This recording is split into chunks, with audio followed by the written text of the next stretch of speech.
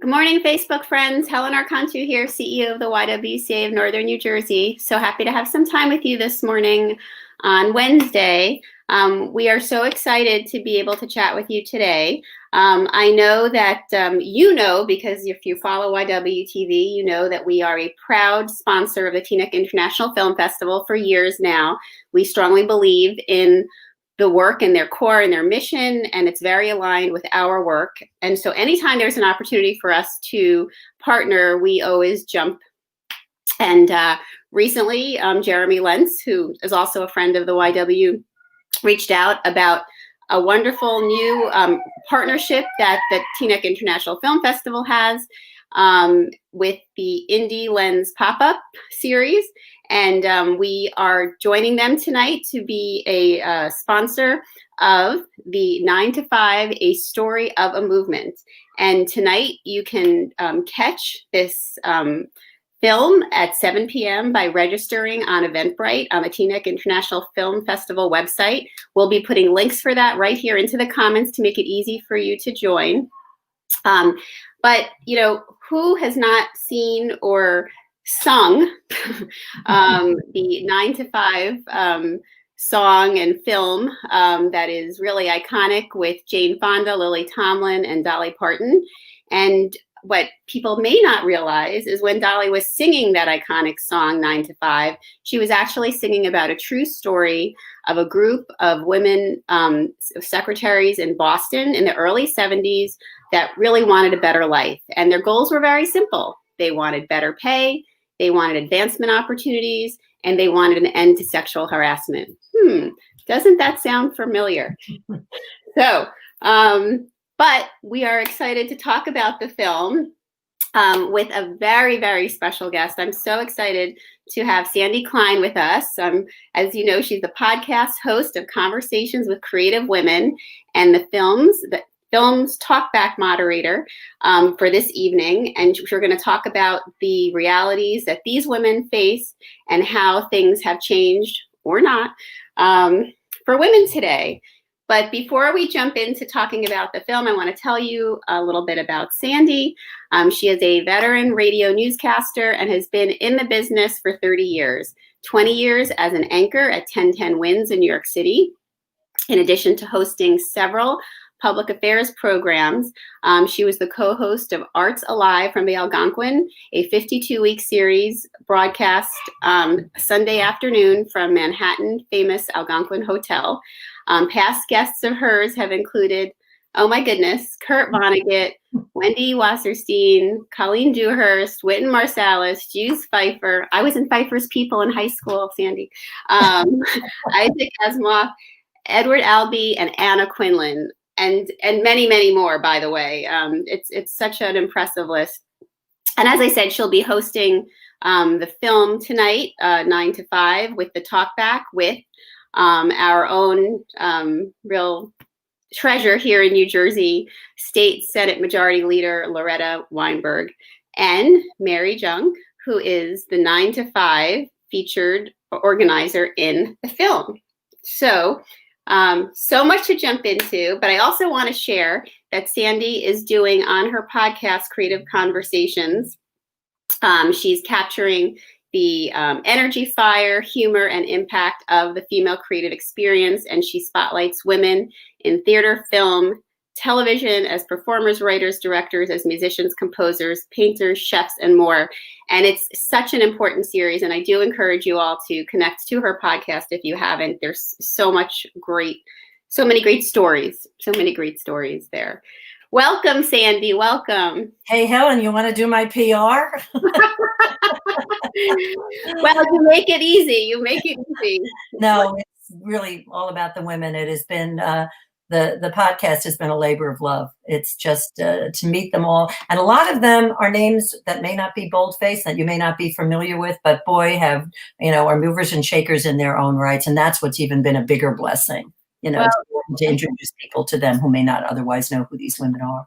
Exactly. I think that's really the true gift of being able to share those stories with everyone and just learn about the impact that, so many women are having. And, you right there with them for sure. So I just want to, let's talk a little bit about, for anyone who, when they think about 9 to 5, think about the iconic film. Can you tell us a little bit about what tonight's film is about? Well, for me, it was an eye-opener in spite of the fact that in terms of context and age, that's my demographic. Um, and this movement that started with secretaries in Boston spread to about 20 other cities across the country, Cleveland, Chicago, New York, Seattle. And it was, it was basically human rights. Let me get equal pay for equal work. You don't have to pat my behind when I walk into your office and hand you the cup of coffee that I shouldn't have to be making. Mm-hmm. And it's the respect, it's the lack of advancement. It's, who do you think we are, for God's sake? And these women had it up to here, and it was time to make a change. And the patronizing is just, even though I was part of this time frame, and to watch it again, there's one really fascinating, more than one, but this stuck with me after seeing the film, that one woman referred to her boss as 14 karat. And I thought, that's a weird,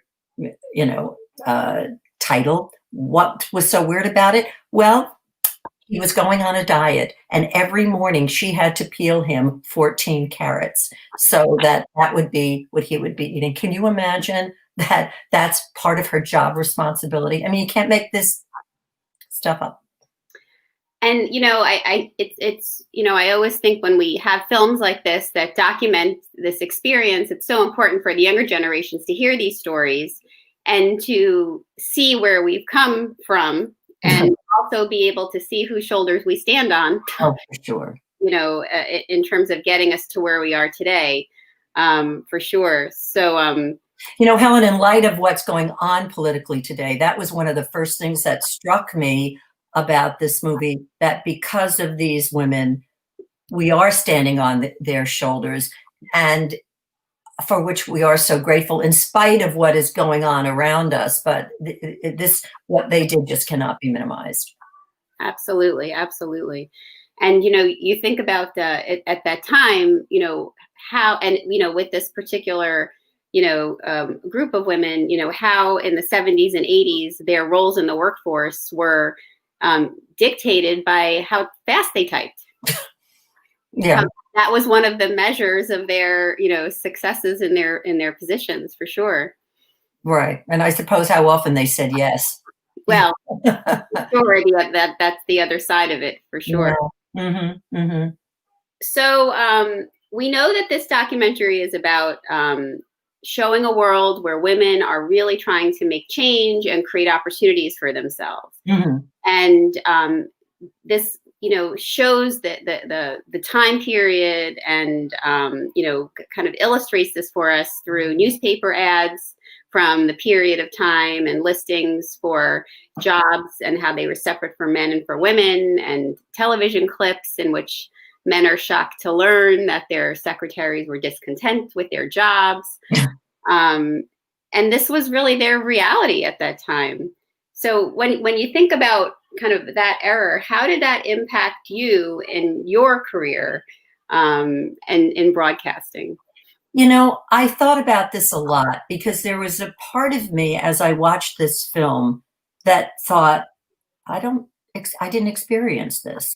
And not that I'm apologizing for that. Mm-hmm. I had an episode much, much later on, working with somebody who shall remain nameless, that I suffered quite a bit of, kind of verbal abuse in terms of being on the air. But back in that day, my first job was as a production assistant at UN, at the General Assembly of the United Nations, which, by the way, was the year that China was admitted. And I got to put makeup on George H.W. Bush's face, because he was the ambassador to China, I believe, our first U.S. ambassador to China. Wow. I got a BFA from NYU, and I wanted to do something in media.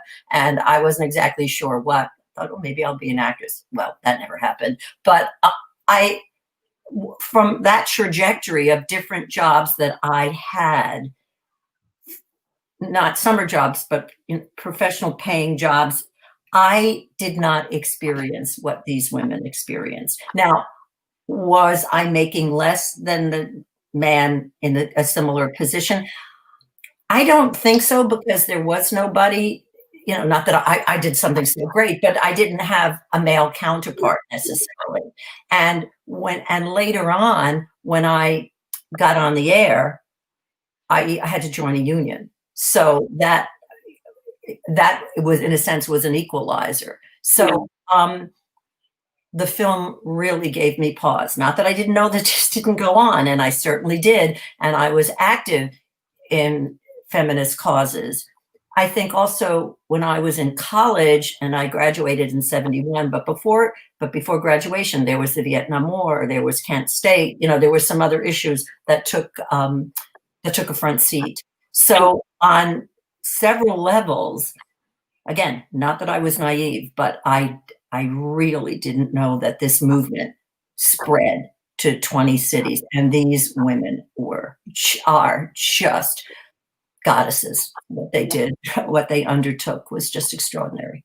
Well, and I think that's what I love about this film and films like this, is that it really does put a spotlight on heroes, or sheroes as we call them, right? Okay. Mm-hmm. On sheroes that are out there that have really paved the way, that we may not have even known, their stories. And that's what I love about TIFF, is that, the Teaneck International Film Festival always brings forward films that really does showcase that and help us learn, from our own history that we didn't know, because of the stories that are shared. The most recent film festival in November, I was watching the short film that aired before the documentary of Good Trouble, which was about John Lewis. Yeah. And the short before it was, what was it, Cam? I can't remember the exact. Conductor. Actually, we co-sponsored that one. It was the Conductor Cam. Conductor Cam, thank you. Yes. And I'm watching this short, and the next thing on the screen is I see a woman with a baton, an African-American woman. And I said, really? And I watched it. I haven't subsequently saw it a second time. Her name is Kalina Bovell, and she's the assistant conductor of the Memphis Symphony Orchestra. And I said, I'm getting that woman. And I wasn't deifying her, but she didn't seem to think it was as much a big deal, her position, as I did. But it was so empowering, and she subsequently sent me a link to several pieces that she conducted, and it was just the greatest. Show this woman, that a female can be a conductor of a major orchestra. It's wonderful, and they're out there, and I wouldn't have known that had I not seen that short. Yes. No, and that's why I encourage everyone watching, if you are not connected to the Teaneck International Film Festival, you need to be, because it will just widen the range of your knowledge in so many ways, and connect you to so much important social justice, information and social justice work, and help inform you on so many important and key issues. But, bringing us back to today, one of the pieces that I love most about the way that the film festival works are the talkbacks. The talkbacks, it's one thing to watch a film and then to just be, sit with it when it's over, when the screen goes black. But then being able to have that moment right after it, where you can be part of a conversation that is firing on everything you were thinking, while you were watching it. And also being able to participate in that conversation. Mm-hmm. TIFF did an amazing job this year at being able to go virtual and create a platform to have that interaction live during the course of the talkbacks. Sure. So let's talk about the talkback tonight, because you've got some great conversation. I know I can't wait for it personally.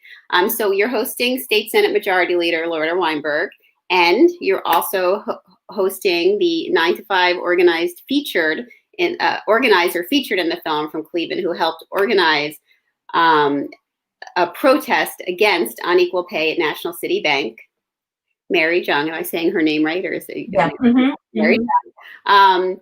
So she was quoted as saying, at that time, even young women with college degrees heard that it would be good enough to be a secretary and find a nice husband. So, oh yeah. What was it that women? Why did women go to college to get what? The MRS. Right? MRS, right? Yeah, I can't spell. Yeah, exactly right. Why'd you go to school? Yeah, to get an MRS degree. Yeah, that was certainly what was drummed into my head back in that day. Mm-hmm. That was really the prevalent, theory. If you were sending your daughter to school, it was just really so that she could. Payoff better be an engagement, for God's sake. Yeah, for sure, and hopefully you wouldn't even have to finish school. It was just why bother? Yeah, exactly. So, what can you tell us about Mary and her involvement in the movement, and not only how she shaped the life of others, but how her own career, was impacted by this experience and, her trajectory from it? Well, if you would indulge me, because I don't have much in the way of memory, and I took some notes about Mary, who was, I believe, 23 when this movement started. And also, even though there were issues here, the one thing that was sort of a takeaway too was it wasn't just white women trying to get pay parity and be equal, but they did join forces with Asian women and Black women. It might not have been a perfect trinity, but at least they were united based on where that doesn't happen all that often. And she took that activism from Cleveland, from back in the 70s, and fast forward to today. And if you don't mind, I'll just read very briefly a little bit about what she does. She is the executive director of the San Francisco, so she has moved out to the West Coast, San Francisco Association of Realtors Foundation, and she's a member of the San Francisco Arts Commission. She started the Welcome Home Project, which provides services to homeless individuals and families as they transition into permanent housing.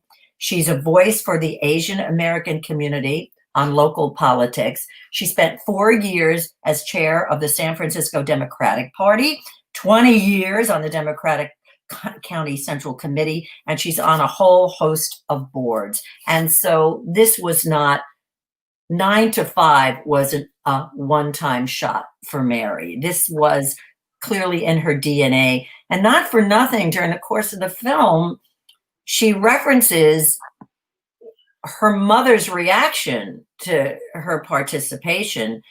What are you complaining about? What are you getting out there for? You're going to jeopardize everything.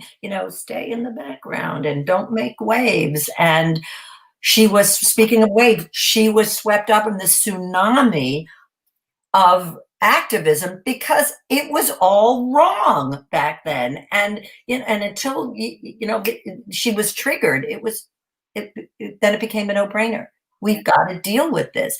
And I believe I also read that when Jane Fonda brought the script in 78 to a meeting of the group in Cleveland, which is where Mary worked out of. And I think that they, what did I write here?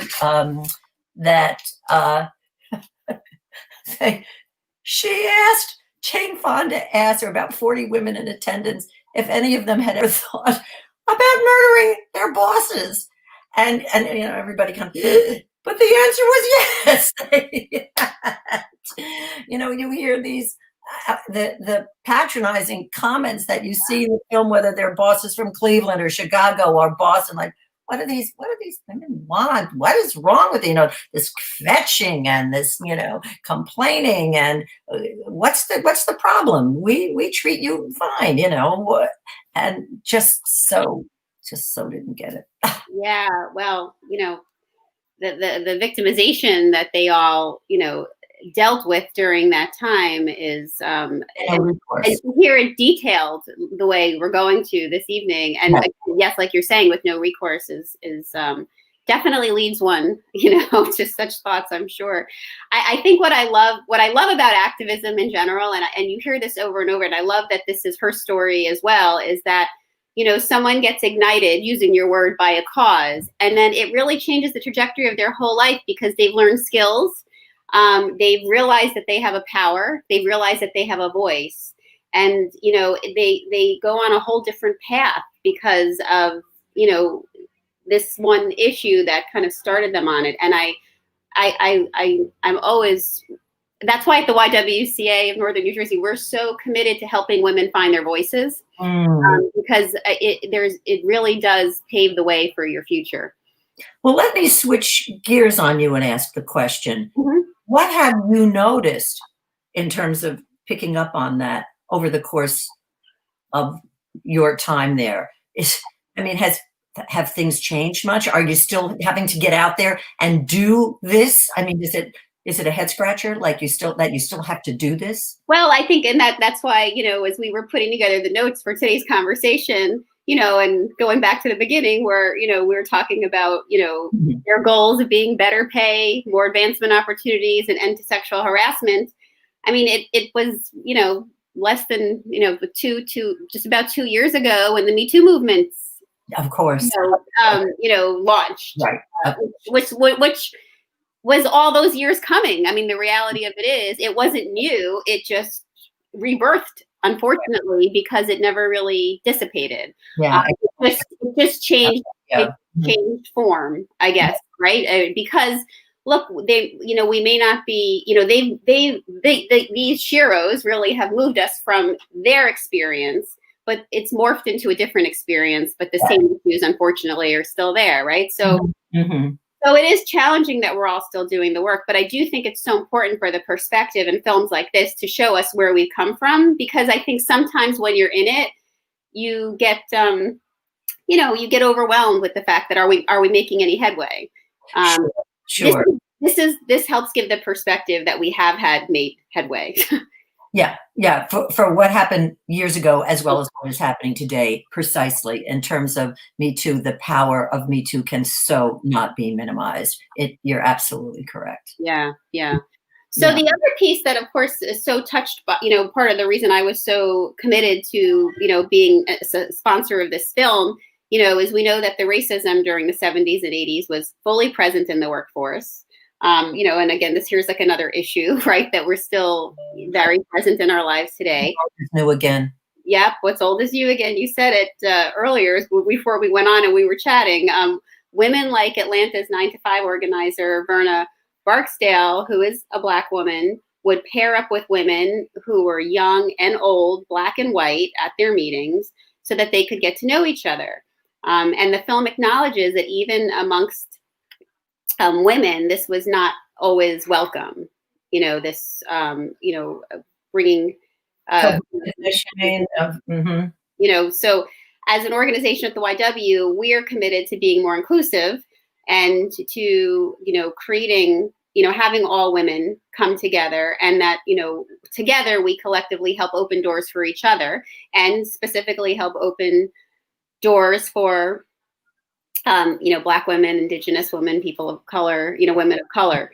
So how can we, you've obviously spoken to so many people, lived so much, and you're such a staunch feminist yourself in terms of all the work that you've done. What are your thoughts on how we can continue to create supportive work environments to help create that inclusion and open, those doors? I'm not sure how to answer that. And on some level, if I had the answer, wouldn't that be just fabulous? Then maybe I could be elected to a, whatever. But I think that it's important not to be dismissive. I think that it's important to hear everyone's voice, and that and in terms of not, yes, I'll take care of it for you, but that we really hear. I think that there was a time back in the day that just because you were female didn't mean that we were just, we were all there for each other. If it was going to work for me and not you, well, sorry, Helen, but I think that I'd like to think that there is this commitment and inclusivity that will carry us through into the lives of our daughters and our granddaughters. Wouldn't it just be so liberating that we just wouldn't have to have this conversation Yeah. in years to come? But unfortunately, it's part of the zeitgeist, it's part of the DNA. And if it's something that's gonna work for me and not you, sorry, and that's just, it's just what's really unfortunate, but it's also a fact. But we should feel very empowered, and we make a difference. We do have the power. And that's been clearly very evident. Yes, and this film definitely makes it evident, and it makes it evident at a time that that they were able to harness power, in a time when that women didn't even have what we have today, for sure. So look, I encourage everyone to we have the links in our comments. Please connect with the festival, go on Eventbrite, register so you can see the film tonight and see Sandy the Talkback. Hey, Sandy, before we jump off, I know you had a story about your feminist experience, and one of the things, and I want to have you on and just talk Sandy, but maybe you could share that with us as we're closing out. Well, it really is. It's kind of pejorative when it comes to me and my very good friend Angela. We met in 1977. Our husbands worked together in legal services, and we were in between jobs. And the women's movement was taking hold back then. There was a lot of women's organizations that were being formed, Coalition of Labor Union Women, New York Women's Lobby, you name it. And we wanted to get involved. And so we set our sights on the New York City chapter of NOW and wanted to connect and get involved. We got involved with, I'm reading the notes because a lot of it I can't remember, with the New York Women's Lobby, participating in the Women's Lobby Day in Albany. That was on our agenda. I really can't believe I'm going to share this, but you know what? What the hell? It was also keeping abortion rights legal, safe, gay civil rights, whatever. And in the meantime, while attending these meetings in the New York City offices, we found out that chapter needed an editor of the newsletter. And Angela was a writer, and we went back and forth, and we decided, hey, I have sort of a media background, and why don't we run as a team and we'll be the co-editors?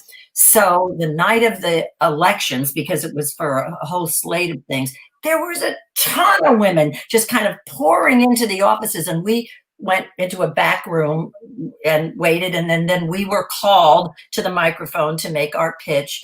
And then, lo and behold, a man took to the mic and made his pitch that he would be great, he would be doing a hell of a job, and you should vote for him. Okay, then we go into the back room and we're waiting to hear what the results were, and obviously what the end of the story is. We lost to a man. I will go to my grave not believing that Angela and I, two ballsy women who had street cred, at that point lost to a guy whose name we don't even know and who we didn't even congratulate. And when those results came out, we just stormed out of the office. We never. Well, obviously, whatever. It's it didn't turn me off to now, just maybe for the first 10 minutes or so. Well, it speaks to, and it speaks to then, and unfortunately we still see examples of that now, how even within our own systems that we're trying to create to support women and make change, that we've got issues to address. Well, I think that it's just not for nothing. I mean, seriously, good old what's his name? I don't think we ever I don't think we even thought we'd read the newsletter. The hell with this. Well, that would make me not read it too. We've changed. But Sandy, I'm so glad your trajectory then kept moving you though in other directions. So tell us what's next for you. I know we've got your podcast. We're going to put a link in our comments so that people can connect to your podcast. Anything we should know what's coming up with you and your work? Well, it's just there's so many women out there to meet. I believe at this point I've had conversations with over 400 women, and they just kind of keep coming from all walks of life. And at the risk of sounding a little, sort of melodramatic, I mean, doing this really feeds my soul. And I am so grateful to have gotten to meet these really terrific women, some of whom have bold-faced names, like I said, some who don't, but who are just, oh, what the hope and the strength and that we have. We are one hell of a group, and we're just going to keep on soldering on, and we ain't going away. Well, it's clear that it feeds your soul. It feeds our soul too to listen. So thank you for the work that you do. Thank you for your commitment to staying on this path all of these years. And it's you are an inspiration for those of us that do stand on your shoulders as well. And I'm not worthy, but thank you very much, Helen. And not for nothing, not that this is a love-in, but let's not minimize the work that you and your group has done. I mean, yeah, that's a very big deal. Well, I know we feel the same way about this. It's really all about the circle. Yeah, there you go. It's really all about the circle. We're all connected. Hey, everyone, look, I implore you. I mean, I've got a brownie troop meeting that I have to run for my daughter tonight, but as soon as that's over, I'm jumping right over to TIFF and watching this film. And here's my little brownie now. She wants to say hi. She's the next generation. She'll be sitting in our seats for us, Sandy. A lot of cookies, okay? So we'll be tuning in tonight. We'll be watching the film and then tuning in for the wonderful talkback with Sandy and Senator Loretta Weinberg and organizer Mary Jung. And I personally can't wait. I know it's going to be a mind-blowing conversation and creating space in my head that's going to energize me to do more, for sure. Important film. Documentaries cannot be minimized. What we can learn from them is immeasurable. Such an important medium. And thank you, TIFF, for always connecting us, keeping us connected to these important issues. We implore you to not only connect with this film, support TIFF. They're a great organization. They're also a nonprofit. All of us can only do our work with the support and funding from all of you out there. With that, we hope that you join us tomorrow on YWTV. As you know, Thursdays, we share the mic now with Black women in our community to amplify their voices. And we have a real wonderful, very special guest tomorrow, Lynn Allgrant, who's the Vice President for Planning, Development, and Communications at Greater Bergen Community Action. Looking forward to talking with her. She has been a councilwoman in Englewood. She's been a community activist, civil rights leader in our community. And I know that that's going to be an important conversation. So I hope you join us. And on Friday, we really hope that you make the time for this. We will have a student performer, Emmanuel Osandu, reciting Letters from Birmingham Jail. And he is amazing. And I hope that you all take the opportunity. Parents, bring your children with you to sit and listen. This is a an important teaching opportunity for you to share.